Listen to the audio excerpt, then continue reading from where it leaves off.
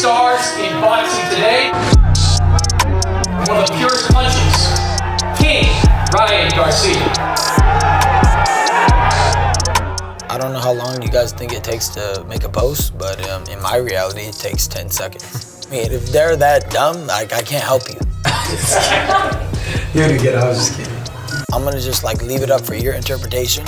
As long as I know and my team knows that we work out every day hard as and we're killing in the gym and we're looking great, I'm not worried about the perception of others because that's not the reality of it. My gosh, I cannot wait to be fun. I want something like that. You got liquor on your breath. I don't got no liquor on my breath. I'm telling you, you got liquor What's on your up breath. then? You got liquor on And your guess what? breath. I'll drink a beer and beat the I bet you won't. I bet I would. You ain't I know you want me to do it. I know you want me to do it. The reality is I work 4 times a day. I train so hard people start crying when they watch me train. You gonna Haney up? Haney's the least of my worries. So I'm gonna put so much fear in him. He just starts like the go down his leg.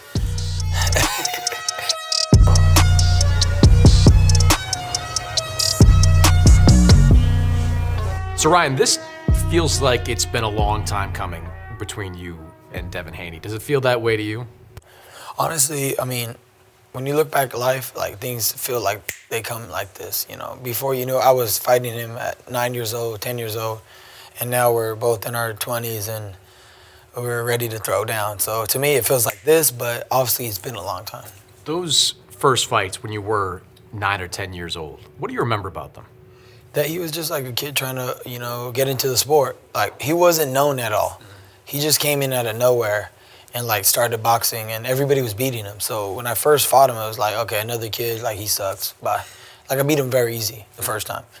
But obviously he started evolving, got better, and then all of a sudden he started beating people. And then that's when everybody was on their radar, okay, like he stepped it up. Did the fights between you and him get more competitive as they went on? Yeah, I would say so.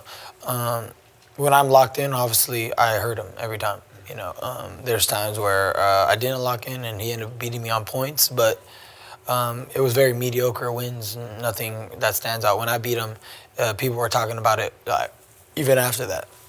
I remember specifically in North Carolina, we were at the Junior Olympic Nationals. We were about 15, 14. And I mean, I went at him right away and I had him, you know, hurt, wobbling, you know, in the middle of the ring, everybody's going crazy. And, you know, his own coach or one of his people in his corner came up to my dad after the fight and he goes, Devin thinks that you broke his eardrum. Like, he's in the corner, I can't hear at all. Like, he wanted to stop the fight. But that was just one example of what I've done to him. And he never gave me 8 count. He literally cut the video that he was showing. Like, he actually got a point taken away that fight for hitting me in the back of the head. This was the last time you guys fought? Yes, he hit me in the back of the head, got a point taken away, and still won. That means he would have had to kill me all the rounds. They probably robbed me for that fight, but it's all good. I don't even care. Do you feel like you, at your best back then, could have beaten him at his best? 100%. I was just too much for him. Too strong, too explosive. Just, you know, there's guys that are like great, good, and then there's just that guy. I'm that guy.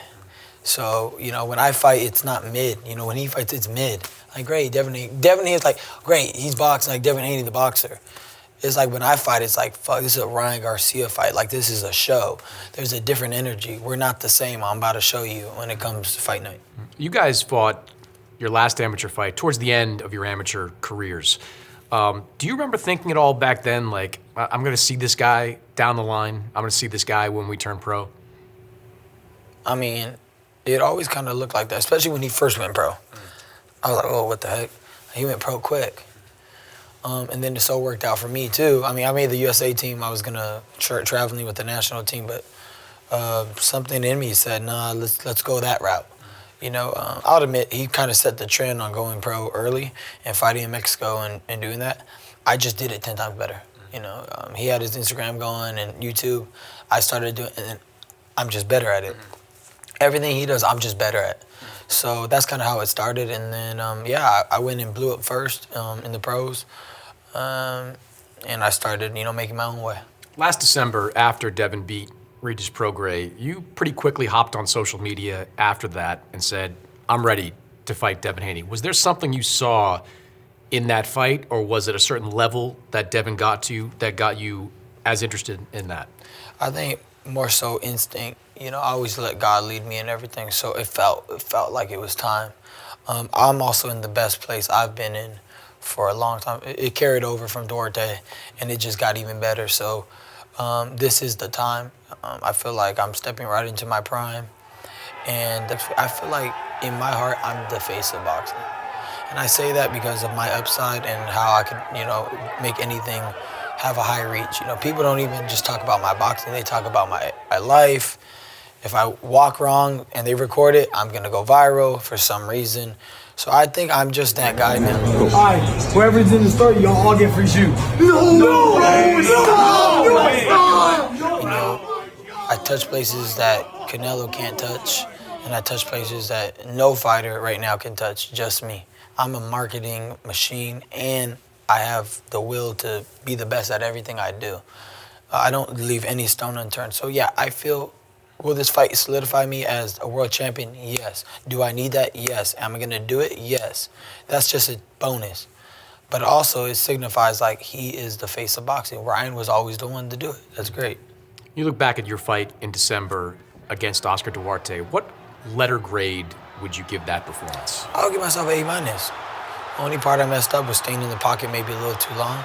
But other than that, people like to make fun of the defense. I could show you a million videos of Mayweather turning his back. I could make a whole real highlight of it. I don't need to explain myself. I wasn't getting hit. I got hit, made one shot in that little thing, and maybe 2 shots, a hook. But most of the part he was missing. And it disrupted his rhythm. He was coming forward. He was kind of, nobody was noticing, but he was building momentum. By the 3rd, 4th round, I'm like, okay, this dude's like the Terminator. Like, let me just go to this guard and stop the pressure.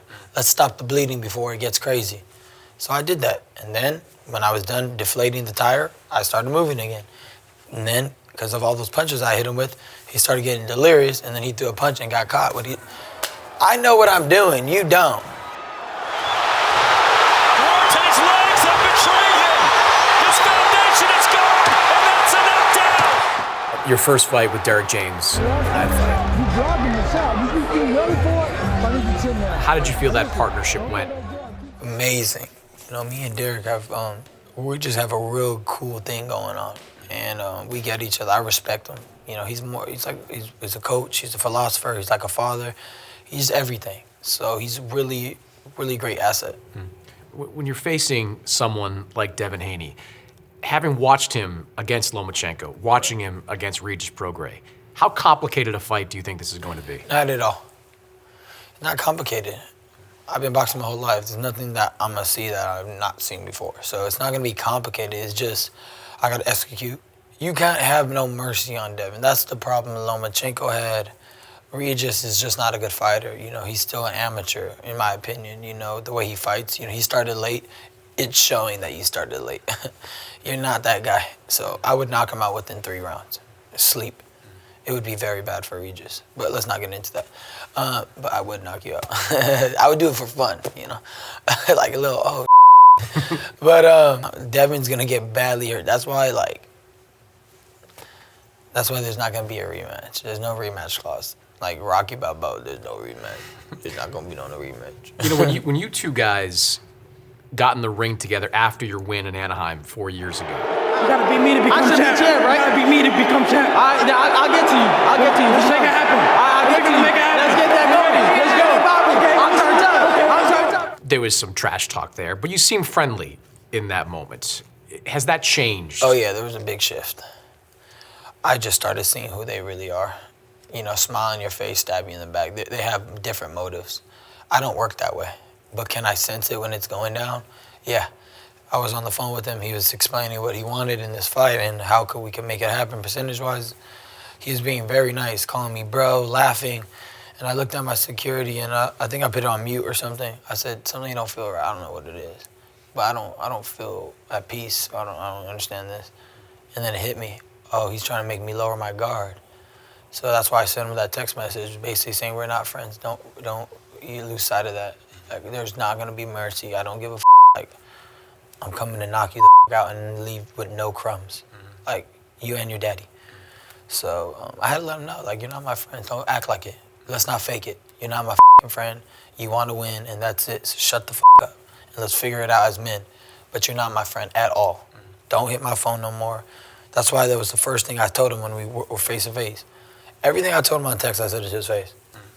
I was like, dude, we're not friends. Stop playing. Like, don't try to play me. So that's what.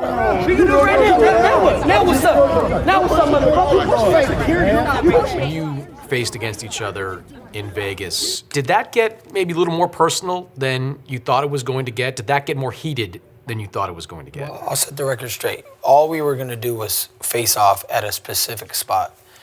Nobody planned for what I went and did because he started talking as I was walking to the spot, and he wasn't moving. And I hit a switch. I was like, okay, man. I just went straight to him. I was like, we're going to do it right here. And then I started going in on him, and obviously I touched the nerve. Bill Haney even wanted to fight me. Those dudes, they're scared. I'm going to put so much fear into Devin that he's going to be, like, in the ring, will be shaking. He's going to want to his pants in the back room. Like, that's how much I'm going to, they think I'm joking, though. I'm going to make sure he feels like my before we get on there. Like, your dad's a pimp and he's pimping you. Yeah, you both. So I'm going to put so much fear in him. He just starts, like, the go down his leg. They're like, who's peeing? You know, with Devin at this stage, he's probably fighting at his best, or at least the best we've seen him. Whatever you think of Prograis, a complete shutout and knocked him down, good performance. Do you feel like you're at your best? You're coming off a knockout win.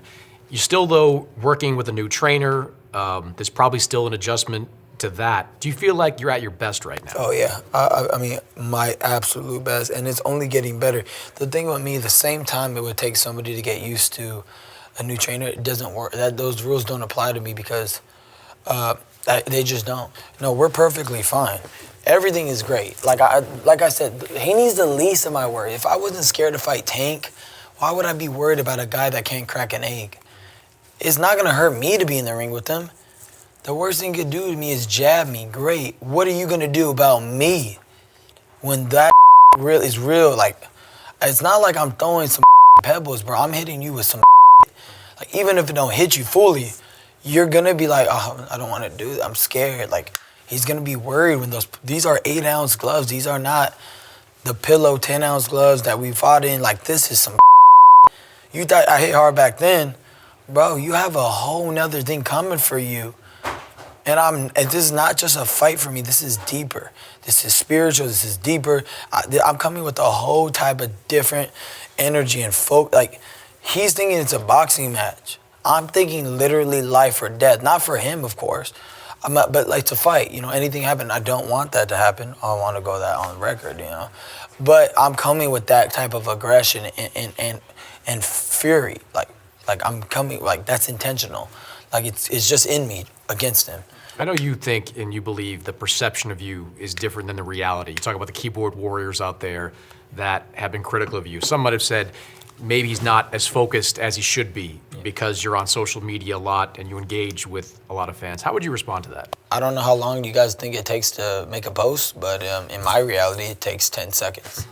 So I mean, if they're that dumb, like I can't help you. I'm gonna just like leave it up for your interpretation.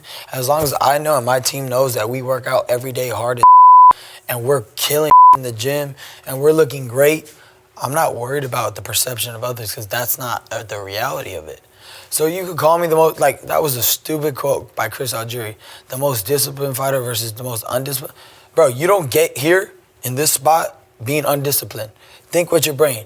Has anybody ever been successful and came from nothing by not working hard? You're literally low-key dumb. Probably high-key. Like, that makes no sense. Again, this was a narrative set by Canelo because I took a mental health break. This has just been following me my whole life. It's bull. I train hard as. Does that add even more importance to this because you would, you know, Devin does have that perception of strictly focused if you win this fight. How could I be strictly focused if he balloons up the most out of all of us? Wouldn't the most disciplined fighter be like Terrence Crawford that's always in shape? I think you just messed up. Like, that makes no sense. He gets really big. Far past 180, in my opinion, when he gets big. So, look it's just a narrative that's gonna, you know, organically change over the you know, upcoming months. How does this fight end? I feel, honestly, that his ribs will be broken. And I feel like his daddy's going to need to make the choice to stop the fight or else it's going to get ugly. That or me knocking him out saves him. It's one of those.